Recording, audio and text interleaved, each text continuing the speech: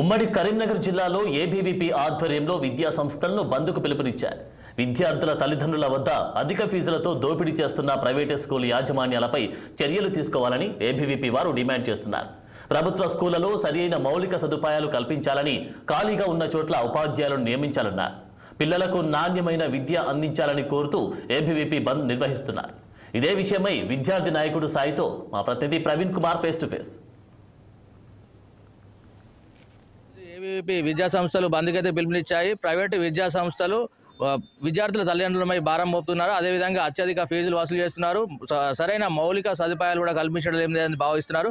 అయితే కరీంనగర్ ఉమ్మడి జిల్లాలో పరిస్థితి ఏ విధంగా ఉన్నది అనేది మనం తెలుసుకునే ప్రయత్నం చేద్దాం. చెప్పండి. ఈరోజు విద్యారంగ సమస్యల మీద ఏదైతే పాఠశాలల్లో, ప్రభుత్వ పాఠశాలల్లో మౌలిక వస్తువుల కోసం కావచ్చు, త్రాగునీటి సౌకర్యం కోసం కావచ్చు, మారుమూల ప్రాంతాల లోపల ఒకటే టీచర్తోనే నడిపించేటువంటి స్కూళ్ళు దాదాపుగా వేలల్లో ఉన్నాయి. వీటన్నిటి కూడా టీచర్ రిక్రూట్మెంట్లు భర్తీ చేయాలని చెప్పేసి ఏబీవీపీ రాష్ట్ర వ్యాప్తంగా ఈరోజు బంద్కు పిలుపునివ్వడం జరుగుతూ ఉన్నది.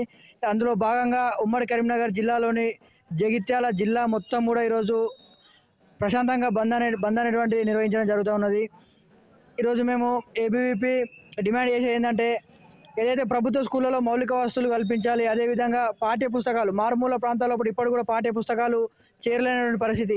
అటువంటి స్కూళ్లకు పాఠ్య పుస్తకాలు వెంటనే చేర్పించి విద్యార్థులకు నాణ్యమైనటువంటి విద్యను అందించాలని చెప్పేసి మేము డిమాండ్ చేస్తూ ఉన్నాం.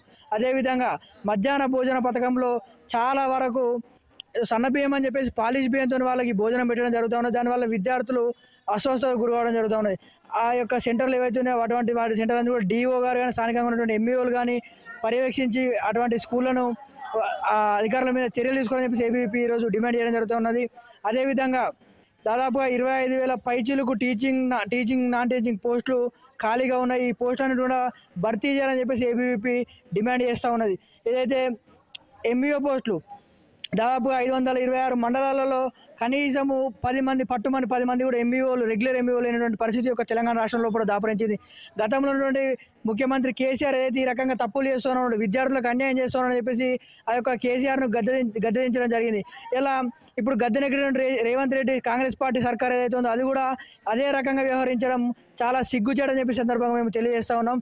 ఈ యొక్క గతంలో పనిచేసినటువంటి ముఖ్యమంత్రి కేసీఆర్ అయినప్పుడు కూడా ఇప్పుడున్నటువంటి రేవంత్ రెడ్డి కూడా ఏదైతే పక్కపాటులో ఉన్నటువంటి ఎమ్మెల్యేలను కొనుగోలు మరియు ప్రాజెక్టులకు రీడిజైన్కి పెడుతున్న వాళ్ళ మంత్రుల కాంటాక్ట్లు ఇచ్చుకున్నటువంటి శ్రద్ధ విద్యార్థుల మీద, విద్యార్థుల భవిష్యత్తు మీద లేని చెప్పి సందర్భంగా ఏబీవీపీ తెలియజేస్తూ ఉన్నది. రాబోయేటువంటి రోజుల్లో ఈ యొక్క ప్రభుత్వ పాఠశాలలో మౌలిక వసతులు కల్పించి ఖాళీగా ఉన్నటువంటి డిఓ, ఎంఈఓ పోస్టులను భర్తీ చేయాలి అని చెప్పేసి ఏబీవీపీ డిమాండ్ చేస్తూ ఉన్నది. లేని ఎడల రాబోయేటువంటి రోజుల్లో ఈ యొక్క కేసీఆర్కి పట్టినటువంటి గతే ఇక్కడ రేవంత్ రెడ్డి కూడా పడతాయని చెప్పి సందర్భంగా మేము తెలియజేస్తా ఉన్నాం. ప్రైవేటు స్కూళ్ళల్లో అత్యధిక ఫీజులు వసూలు చేస్తున్నారు. అదేవిధంగా స్మార్ట్ స్కూల్, ఈ స్కూల్, ఆ స్కూల్ అని చెప్పేసి రకరకాల పేర్లతో వాడి, అయితే దీనికి మీరు ఏం చెప్తారు? అయితే ప్రైవేట్ స్కూళ్ళల్లో వేలల్లో కూడా కాదు, లక్షలలో ఫీజులు వసూలు చేస్తూ విద్యార్థులను తీవ్రమైనటువంటి ఇబ్బంది పెడుతున్నారు.